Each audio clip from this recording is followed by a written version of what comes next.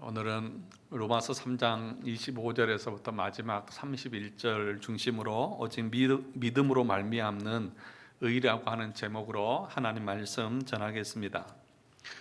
로마서는 바울 서신 중에서 가장 중요한 서신이라고 말씀을 드렸습니다. 그래서 로마서를 잘 이해해야만 복음서의 내용을 우리가 바르게 이해할 수 있습니다. 다시 말하면 이 로마서를 이해하지 못한 상태에서 복음서를 우리가 읽게 되면 어떻게 읽으냐 하면 옛날 이야기쯤으로 어떤 교훈을 주는 내용으로 도덕이나 윤리 정도로만 우리가 이해하게 됩니다. 그런데 이 바울이 로마서에서 말했던 복음의 핵심, 진리의 내용을 우리가 알고 복음서를 읽게 되면 그 안에 나타나는 기적이나 이적이나 예수님이 하시는 그 말씀의 의미가 단순히 표면적인 의미만 있는 것이 아니라 거기에는 깊은 하나님의 계획과 섭리가 있다는 사실들을 우리가 발견하게 됩니다. 그렇기 때문에 여러분들이 매주 듣는 이 로마서의 말씀을 그냥 가볍게 여기지 마시고 일주일에 한 번씩은 꼭 1장에서부터 16장까지 읽어보시고 또 유튜브에 올라와 있는 그 영상도 주일날 이해가 안 되었으면 한 번 더 읽어보시고 또 들어보시고 그래도 이해가 안 되면 또 찾아와서 목사님 이게 무슨 뜻입니까? 물어도 보시고 그래서 우리가 이 말씀을 통해서 우리의 믿음과 신앙의 체계를 바로 세워가는 것이 무엇보다도 중요합니다. 오늘 그 1장에서부터 우리가 지금 3장 마지막까지 왔는데 이 내용에서 보면 반복되는 그런 내용들이 참으로 많이 있습니다. 왜 그렇게 반복해서 여러 번 이야기를 하고 있을까요? 그것은 그 내용이 그만큼 중요하기 때문인 것입니다. 1장에서부터 3장 18절까지 계속해서 모든 인류가 죄 아래 있고 하나님의 진노와 심판 아래 있다고 하는 것들을 말씀을 했습니다. 이것이 순서입니다. 다시 말하면 사도 바울이 로마서를 기록할 때에 그냥 생각나는 대로 기록한 것이 아니라 복음을 전하기 위해서 논리적인 체계를 가지고 전했다는 것입니다. 그래서 1장에서부터 3장의 마지막까지 오면서 바울이 계속해서 죄와 심판과 하나님의 진노에 대해서 말하고 있는 이유가 있습니다. 그것을 알아야만, 그것을 이해해야만 하나님께서 마련하신 오직 믿음으로 말미암는 하나님의 의가 무엇인지 알고 그것에 대한 감사함을 알 수 있기 때문에 그런 것입니다. 우리가 복음의 그 하나님의 의를 받아들이기 위해서는 먼저 우리 자신이 죄인이라는 사실을 철저하게 깨달아야 한다는 것을 오늘 1장에서부터 3장까지는 우리에게 보여주고 있다는 것입니다. 여러분, 여름에 목마르고 갈증을 난 때에 가장 필요한 것이 무엇입니까? 물이잖아요. 갈증난 사람들에게는 제일 절실한 것이 시원한 냉수 한 그릇입니다. 또 이 추운 엄동설한 겨울에 추울 때에 발발발 떠는 사람들에게 가장 필요한 것이 무엇입니까? 따뜻한 난로 아닙니까? 그런 것처럼 그렇게 갈증을 느끼고 자기의 연약함을 아는 사람만이 하나님께서 마련하신 이 복음, 하나님의 의에 대해서 기쁨으로 받을 수 있다는 것입니다. 그러므로 여러분들이 여기까지 오면서 내가 어떤 존재인지를 철저하게 느껴야 그 다음 이제 4장에서부터 시작되는 하나님께서 마련하신 복음의 의가 무엇인지에 대한 내용들이 이것이 정말 기쁘고 감사하고 하나님의 은혜구나 라고 하는 것을 우리가 깨닫게 되는 것입니다. 로마서는 많은 사람을 거듭나게 한 성경입니다. 이 로마서 서론에서 말했던 1장 16절 17절에서 내가 복음을 부끄러워하지 아니하노니 오직 의인은 믿음으로 말미암아 살리라. 이 말씀은 누구를 거듭나게 했던 말씀입니까? 종교개혁자 마틴 루터가 이 말씀을 통해서 거듭남의 은혜를 경험했습니다. 또 로마서 13장 11절에서부터 14절 또한 너희가 이 시기를 알거니와 낮에와 같이 단정하게 행하고 라고 하는 이 말씀을 통해서는 누가 회심하고 거듭났습니까? 우리가 잘 아는 성 어거스틴이 이 말씀을 통해서 회심을 경험했던 것입니다. 또 오늘 우리가 읽은 로마서 3장 25절의 말씀, 이 예수를 하나님이 그의 피로써 믿음으로 말미암아 화목제물로 세우셨으니 이는 하나님께서 길이 참으시는 중에 전에 지은 죄를 간과하심으로 자기의 의로우심을 나타내려 하심이니, 이 말씀을 통해서 18세기 영국의 시인이자 청교도인 윌리엄 쿠퍼가 이 말씀을 읽는 가운데 거듭남을 경험했습니다. 철로 역정이라고 하는 책으로 유명한 존 버년이라고 하는 사람도 이 말씀을 통해서 거듭남을 체험했다고 그렇게 말하고 있습니다. 그러니까 이렇게 교회 역사를 보면 위대한 인물들은 늘 이 로마서나 하나님의 말씀을 읽고 듣는 가운데 거듭남을 체험했다는 것입니다. 그런데 왜 오늘날은 하나님의 말씀을 듣고 그 말씀을 듣는 가운데 내가 회심하고 거듭났다고 하는 그런 간증, 그런 고백들이 요즘에는 일어나지 않을까요? 한번 생각해 보십시오. 여러분들은 구원을 확신하십니까? 내가 구원받은 하나님의 자녀라고 하는 사실을 여러분들은 확신하고 계십니까? 그러면 무엇을 근거로 확신하고 계십니까?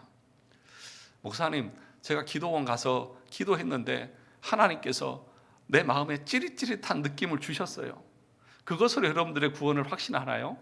대부분의 많은 사람들이 어떤 체험적인 것을 가지고 자신의 구원을 확신하려고 하는데 성경은 그렇게 말하고 있지 않습니다. 성경은 하나님의 말씀을 듣고 그 말씀을 읽는 가운데서 성령께서 우리를 거듭나게 하신다고 계속해서 말씀을 하고 있는 것입니다. 그러면 베드로전서 1장 23절에 이렇게 말했습니다. 너희가 거듭난 것은 썩어질 씨로 된 것이 아니요 썩지 아니할 씨로 된 것이니 살아있고 항상 있는 하나님의 말씀으로 되었느니라. 무엇으로 되었다고요? 하나님의 말씀으로요. 하나님의 말씀으로 우리가 거듭납니다. 우리가 알다시피 웨스트민스터 신앙 고백서에서도 우리가 배웠지 않습니까? 유효한 효과적인 부르심에 대해서 배울 때에 우리를 어떻게 부르시느냐? 하나님의 말씀으로 부르신다. 하나님의 말씀으로 부르셔서 그 말씀을 들을 때에 성령께서 우리 안에서 거듭남의 역사를 이루신다. 그것이 우리를 구원하시는 하나님의 방식이라고 분명하게 우리는 배웠습니다. 그러니까 영아 때 죽은 아이나 또는 정신적으로 문제가 있어서 하나님의 말씀을 알아듣거나 이해하지 못하는 그런 환자들 외에는 하나님께서 이 보편적인 방법으로 사람을 구원하기를 기뻐하셨다. 그렇게 가르치고 있지 않습니까? 분명히 성경이 그렇게 얘기하고 있는데 우리는 우리의 구원의 확신을 어떻게 하고 있습니까? 어떤 환상을 체험했다, 어떤 이적을 경험했다, 아니면 하나님이 내 마음에 그런 생각을 넣어주셨다, 이런 것을 가지고 자신의 구원을 확신하려고 그러는데 아니에요. 성경은 뭐라고 말합니까? 하나님의 말씀을 들을 때에 그 말씀으로 역사하셔서 하나님께서 우리를 구원하신다고 말씀하고 있는 것입니다. 그러니까 엠마오로 가는 두 제자도 어땠습니까? 예수님께서 성경을 풀어 가르치실 때에 그들의 마음에 뜨거움이 일어났다고 그렇게 간증하고 있는 것 아닙니까? 그러면 그 역사에서 많은 위인들은 이렇게 말씀을 통해서 하나님의 은혜를 경험했는데 오늘날에는 왜 이런 일들이 일어나지 않느냐는 것입니다. 왜 그럴까요? 이유는 어찌 보면 단순합니다. 우리가 이 하나님의 말씀을 읽거나 집중해서 공부하지 않기 때문입니다. 여러분이 하나님의 말씀을 등한히 여기기 때문이고 배우지 않았기 때문이고 또 교회 안에서도 이 진리를 자세하게 깊이 설교하고 가르치지 않고 그냥 두리뭉실하게 가르치니까 어떤 하나님의 역사도 교회 가운데 일어나지 않는 것입니다. 앞에서 말씀드린 것처럼 죄에 대한 지적과 책망, 내가 하나님의 진노와 심판 안에 있다는 사실을 모르니까 그것에 대해서 고민하지 않고 그것에 대해서 근심하지도 않고 그것에 대해서 두려워하지도 않고 그리고 이것에서 내가 어떻게 해방되어져야 되는지에 대해서도 생각하지 않으니까 그것에 대해서 말씀을 들을 때에도 아무런 감흥이 없다는 것입니다. 어떤 사람들은 사도 바울과 같이 놀라운 영적인 체험을 근거로 자신이 구원받았다고 하는 것을 확증하려고 하는 사람들이 있습니다. 그래서 늘 체험을 강조합니다. 그러나 여러분, 하나님께서 구원하시는 방식은 사도 바울처럼 늘 그렇게 갑자기 나타나셔서 빛을 비추고 음성을 들려주시면서 구원하시는 것이 아닙니다. 그것은 하나님의 특별한 섭리 가운데서 일어나는 일인 것입니다. 모든 보편적인 사람들은 하나님께서 이렇게 목사의 설교를 통해서 진리가 선포되게 하고 그 말씀을 통해서 거듭나게 하는 것입니다. 그러므로 사랑하는 성도 여러분, 여러분의 자신의 신앙을 한번 점검해 보시기 바랍니다. 내가 진짜 올바른 신앙 가운데 서 있는지를 매 순간 점검해 보시기 바랍니다. 해마다 국가에서 하는 건강검진은 그렇게 철저하게 받으면서 왜 해마다 여러분의 영적인 건강에 대해서는 체크해 보시지 않나요? 우리 제 아들, 딸은 제가 건강검진을 안 받는다고 얼마나 저를 모욕을 주고 그런 식으로 하려고 하면 아프다는 말을 하지를 말라고 하면서 협박을 하고, 그래서 저도 받으려고 하기는 하거든요. 지금까지 제가 이 건강검진은 딱 한 번 받았던 것 같아요. 딱 한 번. 계속 하려고 그랬는데 코로나 때문에 못 가고 그랬는데, 여러분들은 계속 받으시죠.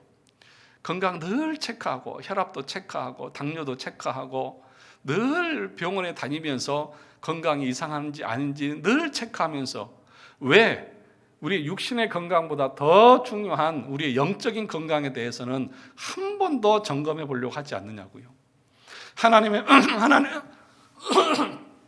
죄송합니다. 하나님의 말씀을 통해서 내가 진짜 올바른 신앙 가운데 있는지를 왜 점검하려고 하지 않느냐는 것입니다. 여러분, 계시록에 보면 7교회 이야기가 나오죠. 그 7교회를 우리 하나님께서 진단하시면서 에베소 교회를 향해서 너의 첫사랑을 잃어버렸다, 어디서 떨어졌는지 회개해라, 다시 회복하지 않으면 내가 옮겨버리겠다, 차든지 덥든지 해라, 뜨뜻 미적은하면 내 입에서 토해내겠다, 죄를 회개해라, 이단을 가까이 한 죄를 회개해라 라고 하면서 계속해서 책망하는 말씀이 있지 않습니까? 이런 하나님의 말씀으로 우리 자신의 신앙들을 해마다 점검하고 매 순간 점검해서 내가 잘못한 것이 있고 견당한 것이 있고 하나님의 말씀에 어긋난 것이 있으면 바로 잡으려고 하는 그 열심과 노력들이 계속해서 나야 하는 것 아니겠습니까? 한 해가 저물어 가고 있습니다. 다음 주면 이제 마지막 주일입니다. 여러분의 신앙은 어떻습니까? 처음에 다짐했던 그 겸손한 마음이 여전히 여러분 마음 가운데 있습니까? 아니면 처음에는 정말 겸손하게 하나님의 말씀대로 순종하겠습니다 라고 했지만 이제 연말이 되어서 보니까 내 의가 가득 차 있고 내 자랑이 충만하고 그래서 교만이 하늘을 찌르는 그런 상태에 있지는 않습니까? 성도의 기본이 감사를 하고 있습니다. 그런데 감사는 온데간데 없고 여러 가지 일들 때문에 불평과 원망이 내 주장과 내 어떤 마음들이 계속해서 일어나고 있지는 않습니까? 만약에 그렇다고 하면 나를 다시 점검해보고 말씀의 거울 앞에 내 자신을 비춰봐야 할 것 아닙니까? 그런 증상들이 나타나고 있다고 하면 내가 영적으로 병들어 있다고 하는 증거들이 아니겠습니까? 우리의 육체도 병이 나면 이런저런 증상들이 나타나듯이 우리의 영적인 상태에도 겸손하지 못하고 내 의가 가득 차 있고 내 주장이 강하고 마음에 정말 하나님의 은혜에 대한 감사가 없고 여전히 불평과 원망과 남 탓을 하고 있다고 하면 그것은 내가 영적으로 병들어 있다고 하는 증거가 아니겠습니까? 하나님을 향해서 뭔가 열심을 품고 나아가려고 하는 그 마음이 아니라 그냥 내버려두고 말지 라고 하는 그런 마음이 여전히 있다고 하면 뭔가 내가 문제가 있는 것 아니겠습니까? 사랑하는 성도 여러분, 오늘 기독교 역사에서 거듭남을 경험한 위대한 인물들을 말씀을 드렸는데 여러분, 이 사람들은 어느 날 갑자기 그런 일들을 경험한 것이 아닙니다. 이 사람들은 그 말씀 앞에서 자신의 죄의 문제를 해결하지 못한 상태에서 이것을 어떻게 해결할 것인가에 대한 진지한 고민을 하고 그것들이 쌓이고 쌓인 상태에서 이 하나님께서 말씀하시는 진리를 발견하고 빛을 발견하고 거기서 진정한 자유와 기쁨과 구원의 감격을 발견했던 것입니다. 그러므로 여러분, 매주 매 시간마다 하나님의 말씀을 가까이 하지 않고 그 말씀 때문에 내가 고민하지 않는 상태에서 주일날 잠깐 1시간 예배 드리고 가면서 왜 나에게는 이런 일이 일어나지 않을까? 그 당연한 거예요. 일어날 수가 없는 거예요. 쌓여야 돼요. 그런 고민들이 있어야 한다는 것입니다. 여러분, 그리스 수학자 아르키데메스가 외친 유명한 말이 있습니다. 그게 뭐죠? 유레카라고 하는, 유레카, 난 찾았다. 무슨 이야기입니까? 왕이 왕관을 순금으로 만들라고 장인에게 얘기를 했습니다. 그런데 이 장인이 순금으로 만들었는지 아니면 거기에 순금이 아닌 다른 재료를 넣었는지 의심이 가는 것입니다. 그래서 이 아르키데메스에게 불러서 이 왕관이 진짜 순금 100%인지 아닌지 네가 확인해라, 검증해라. 그런데 이걸 어떻게 검증을 합니까? 그러다가 이 아르키데메스가 그것 때문에 얼마나 고민을 했겠어요. 연구를 하고. 그러다가 목욕탕에 딱 들어갔는데 물이 넘치는 것을 보고 부력의 원리를 발견하고 나서 유레카 하면서 옷도 입지 않고 뛰어나갔던 것이죠. 뭐예요? 같은 무게라도 그 종류에 따라서 부피가 달라지니까 그만큼 거기에 물에 넣었을 때에 넘치는 양이 달라진다는 것입니다. 예를 들어서 철 1kg하고 책 1kg하고는 그 크기가 같을까요? 다를까요? 다르잖아요. 그러면 철 1kg 넣었을 때는 물이 넘침이 작지만 책을 1kg 이만큼 큰 걸 넣으면 물이 넘침이 많잖아요. 그러니까 그런 원리를 가지고 그것을 발견한 것 아니겠습니까? 다시 말하면 같은 원리입니다. 우리가 말씀을 묵상한 가운데 내가 죄인이고 하나님 앞에서 이 죄를 해결하지 않으면 멸망을 당한다고 하는 그 말씀을 듣고 나서 그러면 내가 어떻게 해야 이 죄에서 건짐을 받을 수 있고 어떻게 해야 구원을 얻을 수 있는지에 대해서 여러분 마음속에서 계속 고민하고 갈등하면서 하다가 말씀이 조명되어졌을 때에 그것을 통해서 깨닫는 것 아닙니까? 마틴 루터는 그냥 그런 은혜를 누렸을까요? 아니에요. 수도사로 있으면서 자기가 카톨릭에서 가르쳐주는 구원의 교리를 그대로 다 아무리 행하려고 해도 자기 마음에 진정한 구원의 감격과 평안이 없는 거예요. 선행을 해라, 고행을 해라, 뭘 해라, 아무리 자기의 행위로 뭘 하려고 해도 그걸 다 해도 자기 마음에 참된 평안이 없는 것입니다. 그러다가 로마서를 공부하고 로마서를 강의하면서 이 말씀 앞에서 우리가 행위로 구원받는 것이 아니라 하나님께서 마련하신 그 하나님의 의를 믿음으로 우리가 구원을 얻는구나 라고 하는 것을 이것을 깨닫고 진정한 구원의 감격을 누렸던 것 아니겠습니까? 그러므로 사랑하는 성도 여러분, 한번 물어보겠습니다. 여러분들의 신앙이 정말 하나님 앞에서 구원받은 신앙이라고 어떻게 확신할 수 있습니까?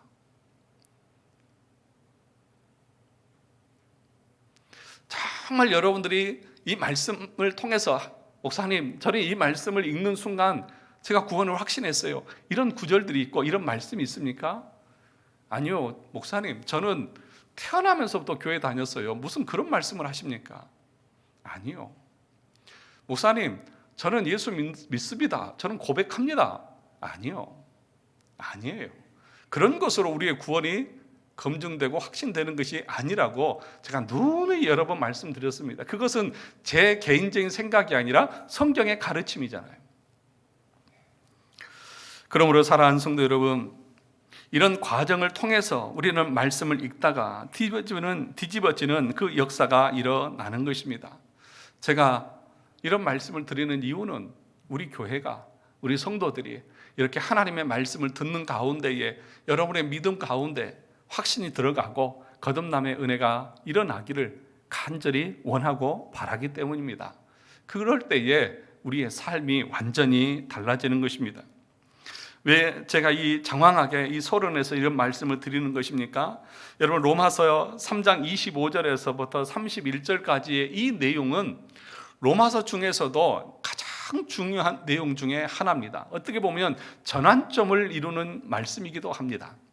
무슨 얘기입니까? 앞에 1장에서부터 3장까지 계속해서 우리의 죄에 대해서, 율법에 대해서, 행위에 대해서 말하면서 결론적으로 해주고 있는 말씀이에요. 로마서 1장 17절에서 뭐라고 말했습니까? 우리 1장 17절에 가서 한번 읽어볼까요?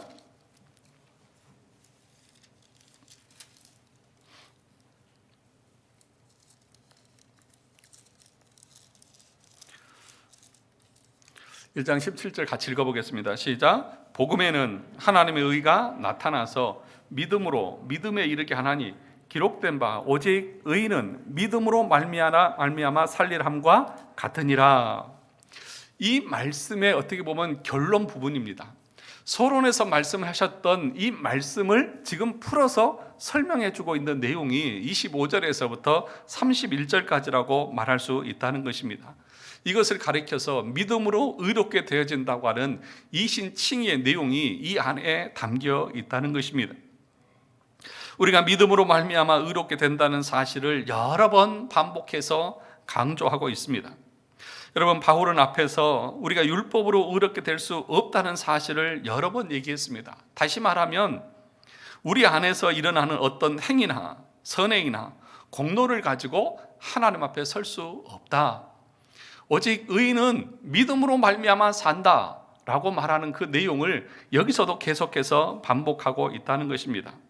이 땅의 어떤 인간도 자신의 행위를 통해서 의롭게 될 수 없다고 하면 우리에게 길은 딱 하나밖에 없습니다. 그것은 뭐냐 하면 하나님께서 마련하신 하나님의 의를 우리가 믿음으로 받고 의지하는 그 길밖에 우리가 하나님 앞에 설 수 있는 길은 없다. 그 얘기를 지금 바울은 계속해서 설명하고 있는 것입니다.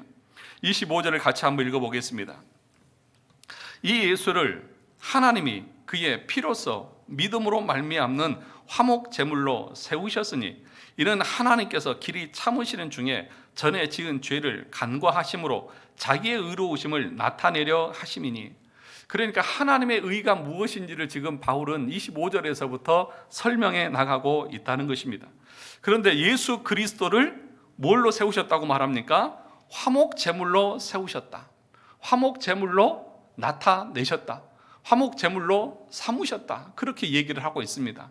이 화목 제물이라고 하는 말의 의미가 무엇이냐 하면, 여러분 레위기에 보면 대제사장이 이스라엘 백성들의 죄를 위해서 그 짐승을 잡아서 먼저 자기의 죄를 회개하는 제물을 드리고, 그리고 백성의 죄를 위해서 피를 가지고 어디에 들어갑니까? 성소에 들어가죠. 어디 들어가요? 지성소에 들어갑니다.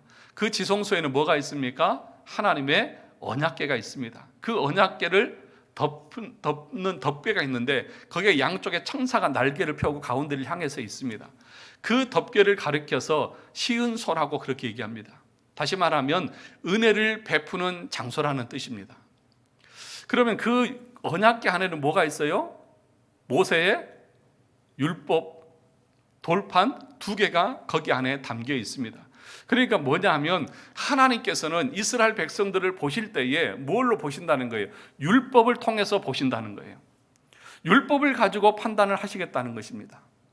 율법의 대표가 되는 십계명을 가지고 사람들을 판단하시겠다는 거예요. 그런데 그 십계명을 지킬 수 있는 사람이 있습니까? 없습니까? 없다는 거죠. 그러면 그 하나님 앞에 그 십계명을 다 지켜서 설 수 있는 사람이 아무도 없습니다. 그러면 그건 죽음인 거죠. 그런데 하나님께서 어떻게 하시겠다는 것입니까? 대제사장이 1년에 한 번 들어와서 그 피를 그 속죄소 위에 뿌려버립니다. 그러면 하나님은 율법을 통해서 우리를 보는 것이 아니라 뭘 통해서 보시겠다는 거예요? 그 짐승의 그 피를 보고 너희들을 판단하시겠다는 것입니다. 그것이 예수 그리스도를 화목제로 세우셨다고 하는 말의 의미인 것입니다.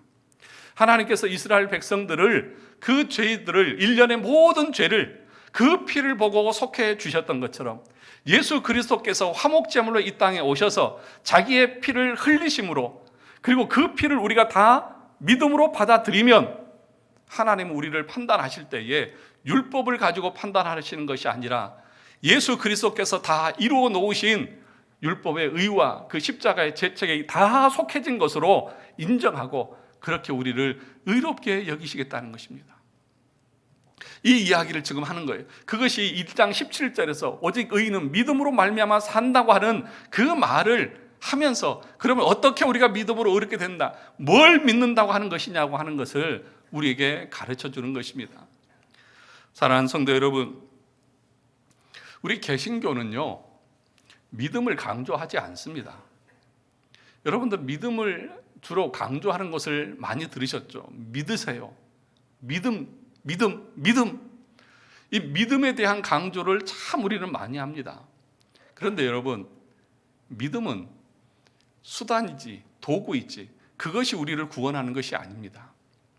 여러분, 믿음이 우리를 구원하는 거 아닙니다. 아멘을 안 하시는데 동의를 안 하시는 것 같아요. 믿음은 수단이자 도구입니다. 그러면 무엇이 우리를 구원하시느냐?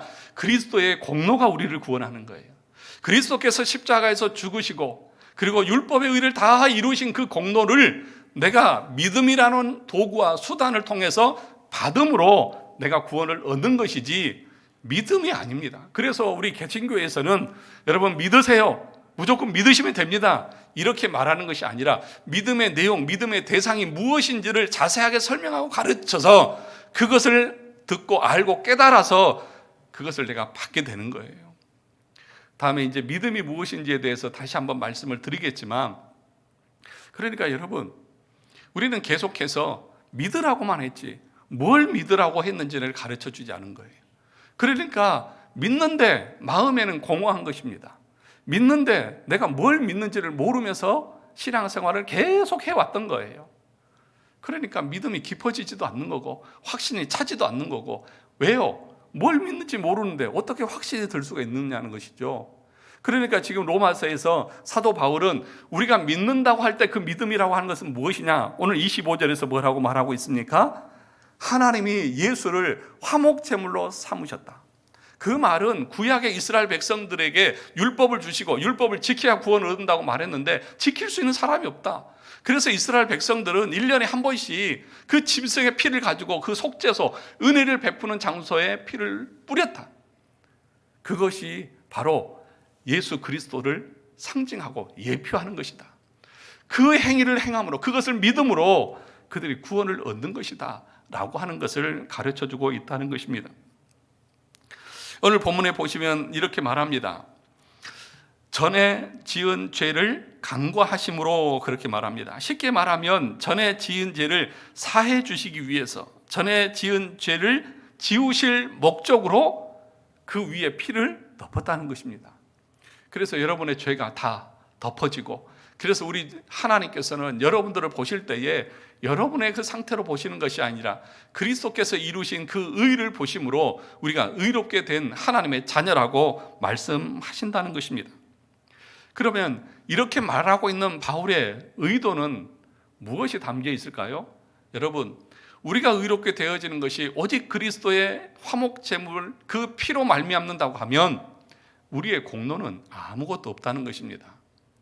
이스라엘 백성들이 제사장이 가서 그 피를 잡아서 피를 뿌릴 때에 이스라엘 백성들이 한 것이 뭐가 있습니까? 아무것도 없습니다. 오늘 우리가 믿음으로 구원을 받았다고 하는 데에 우리가 행한 것이 아무것도 없어요. 믿음도 심지어는 믿음도 무엇이라고 말합니까? 선물이라고 말하잖아요. 선물이에요. 내 공로로, 내 노력으로 내가 산 것도 아니고 내 대가로 받은 것도 아니라 하나님께서 주신 그냥 선물이에요. 그거 아무것도 아니에요. 더 중요한 것은 무엇이냐? 내가 뭘 믿고 있느냐가 중요한 것이죠. 믿음이라고 하는 것 잘 기억하십시오. 내가 믿어서, 그 믿음이라고 하는 그것이 내 공로가 되어져서 내가 구원을 얻은 것이 아니라 그것은 하나님께서 주신 선물이다. 여러분, 이 컵은 뭐예요? 이 컵이 제 목을 축이게 해줬나요? 뭐예요? 그러면 무엇이요? 물이요, 물. 그럼 이 컵은 뭐예요? 물을 담는 그릇에 불과한 거예요. 그러면 여러분들은 시원하다 할 때 컵아 고맙다 이렇게 얘기합니까? 아니잖아요. 그러니까 뭐냐 하면 믿음이라고 하는 것은 이 컵과 같은 거예요. 그럼 뭐예요? 이 물은 뭐예요? 그리스도의 공로예요. 그리스도께서 이루어 주신 그 공로가, 그 십자가의 은혜가 나를 의롭게 하는 것이지 내가 믿어서 내 자신이 의롭게 되는 것이 아니라고 하는 것이 지금 바울이 가르치고 있는 성경의 내용이라는 것입니다. 그래서 히브리서 저자도 뭐라고 말했냐면 9장 15절에서 이렇게 말했습니다. 이로 말미암아 그는 새 언약의 중보자시니 이는 첫 언약 때에 범한 죄에서 속량하려고 주구사 부르심을 입은 자로 하여금 영원한 기업의 약속을 얻게 하려 하심이라. 속량하려고 죽었다, 그렇게 말합니다. 속량이 무슨 말입니까? 속량은 노예시장에서 노예를 돈 주고 값을 지불하고 사는 것을 속량이라고 말합니다. 그러니까 죄 아래 팔렸던 우리들을 우리 주님께서 죽으심으로 그 값을, 피로 값을 지불하시고 우리를 그 죄에서 사셔서 자유케 하시고 그 죄 아래가 아니라 은혜 안에 있는 자들로 삼으셨다. 누가요? 예수 그리스도께서 피로 그렇게 행하셨다. 그것을 우리 모든 성도들이 이 말씀의 근거에서 믿고 받아들이는 것이 우리가 구원을 얻는 유일한 길이다, 그렇게 말씀하고 있다는 것입니다. 그런데 오늘 26절에 보면 다시 한번 얘기합니다. 26절을 같이 읽어볼까요? 시작. 곧 이때에 자기의 의로우심을 나타내사 자기도 의로우시며 또한 예수 믿는 자를 의롭다 하려 하심이라. 의롭다고 하는 말을 여기서 3번씩이나 강조합니다. 우리 주님도, 우리 하나님도 의로우신 분입니다. 왜 의로우신 분이십니까? 하나님은 죄를 간과하시는 분이 아니십니다. 그래서 그 죄를 사하기 위해서 예수 그리스도 자기의 아들을 내어 주셨습니다. 그리고 그 자기의 의로우심을 그 사건을 통해서 드러내시고 나타내시고, 그리고 그것을 믿는 모든 사람들을 동일하게 의롭게 하시는 하나님이시다, 그렇게 얘기합니다. 이 말 속에는 무슨 의미가 담겨 있냐면요, 왜 지금 바울이 앞에서도 얘기하고 2번 또 반복해서 이 의로우심, 하나님의 의에 대해서 강조를 하고 있을까요? 우리 인간은요 쉽게 그것을 받아들이려고 하지 않거든요. 우리 인간은요 하나님께서 이렇게 행하셨다고 말하는데도 불구하고 뭐라고 자기 의를 드러내냐면, 목사님 그래도 우리가 한 가지 정도는 하나님 앞에 선한 것이 있지 않겠습니까? 좀 잘한 거 있지 않겠어요? 라고 자기의 의를 드러내려고 발버둥을 치는 것이 우리 인간이거든요. 유대인들이 그랬지 않습니까? 우리는 율법이 있고 우리는 율법을 잘 알고 하면서 계속해서 자기의 의를 드러내려고 했잖아요. 그런데 바울은 뭐라고 말하냐면, 이 반복적인 내용을 통해서 너희들은 아무런 의가 없어. 그래서 이 말 속에는요 어떤 의미가 담겨져 있냐면 책망의 의미가 담겨져 있는 거예요. 너희들 끝까지 그렇게 너희 의를 주장하고 자랑할래? 없다니까. 그래서 바울은 우리의 공로가 크냐 작냐, 우리의 의가 크냐 작냐, 이런 차원을 넘어서 우리의 공로라고 하는 단어 자체를 없애버리는 거예요. 우리의 의라고 하는, 우리의 행위라고 하는 단어 자체를 못 쓰게 만들어버려요. 선행, 공로, 아무것도 아니야. 하나님 앞에 의롭게 되려고 하면 그런 거 가지고는 절대로 의로울 수 없다라고 하는 것들을 우리에게 말하고 있습니다. 사랑하는 성도 여러분, 그러면서 사도 바울이 이렇게 말합니다. 27절과 28절을 같이 읽어보겠습니다. 시작. 그런즉 자랑할 때가 어디 있느냐? 수가 없느니라. 무슨 법으로냐? 행위로냐? 아니라 오직 믿음의 법으로니라. 그러므로 사람이 의롭다 하심을 얻은 것은 율법의 행위에 있지 않고 믿음으로 되는 줄 우리가 인정하노라. 보세요. 확실하게 도장을 찍어버립니다. 못을 박아버리는 거예요. 자랑할 게 있어요, 없어요? 없어요. 오직 그리스도께서, 하나님께서 행하셨다고 하면 우리가 자랑할 게 없다는 거죠. 유대인들이 계속해서 자기 의를 자랑하려고 하니까 바울은 뭐라고 말합니까? 아니야, 행위로는 자랑할 게 없어.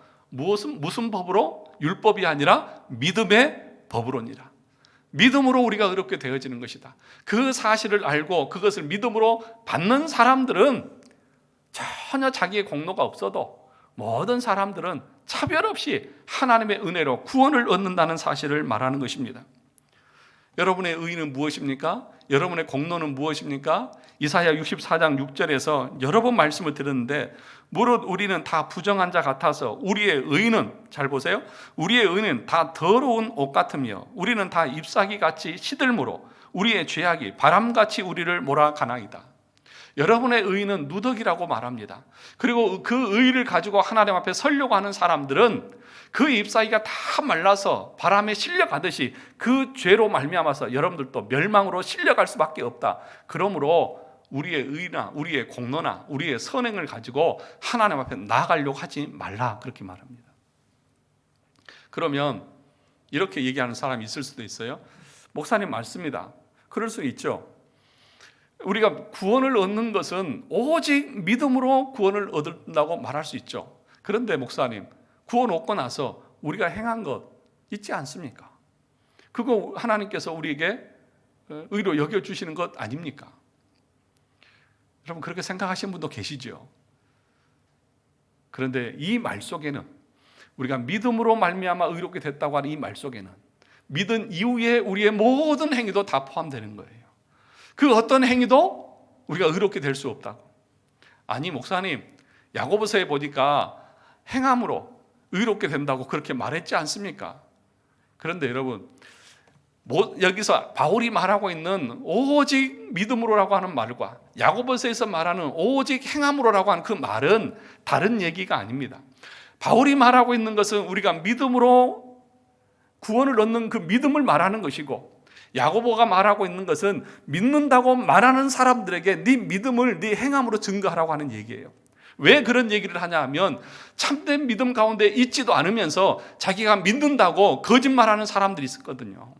다시 말하면 오늘날도 유사 그리스도인들이 있어요. 참된 회심과 거듭남이 없이 단순히 입으로만 나 예수 믿어요. 그런데 그 삶을 보니까 믿음의 증거들이 없는 거예요. 그런 사람들을 가리켜서 유사 그리스도인, 그리스도인과 비슷한 사람들, 그런데 그런 사람들은 바람에 그 잎사귀가 쓸려가듯이 마지막에 다 쓸려갈 것입니다. 그러니까 야고보 사도가 말한 거예요. 네가 참으로 거듭나서 예수 그리스도의 십자가의 공로로 네가 구원을 받은 사람이라고 하면 그 믿음을 네 행함으로 증거하라고 말하는 거예요. 그러니까 말하는 거예요. 우리는 믿음으로 구원을 받지만 믿음으로 구원받은 사람은 반드시 그 행함이 따라오게 되어져 있다. 그 얘기를 하고 있다는 것이에요. 그러니까 그 행함에 대해서 여러분들이 이렇게 얘기하는 사람이 있을 수 있습니다. 아니 목사님, 우리가 구원 얻는 것도 믿음으로 받고 예수 믿고 난 뒤에 우리가 행한 그 모든 것도 아무것도 아니고 그거 자랑할 것도 없고 내세울 것도 없고 내가 뭐 열심히 봉사하고 헌신하고 충성했는데도 하나님은 그것 때문에 나에게 아무것도 뭘 주시는 것이 없다고 하면, 그러면 누가 하나님을 위해서 헌신하고 봉사하고 충성하려고 할까요? 여러분 그런 생각 안 드십니까? 아니 뭘 드렸을 때 뭐 나와야 나도 뭘 할 맛이 날 거 아니에요. 그런데 그렇게 생각하고 그렇게 말하는 사람은 은혜가 무엇인지 몰라서 그러는 거예요. 은혜를 경험하지 못해서 그런 것입니다.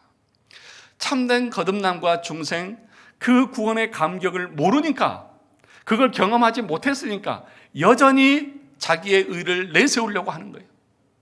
여러분 말씀을 듣고 정말 성령께서 내 안에서 거듭남의 그 은혜를 주시고 그것을 맛본 사람들은요, 자기가 행한 것에 대해서 자랑하려고 하지 않아요. 왜요? 내 모든 것을 드려도 갚을 수 없는 은혜를 내가 받았거든요. 그렇지 않습니까? 내 모든 것으로 다 갚으려고 해도 갚을 수 없어요. 1만 달란트 빚진 자가 우리예요.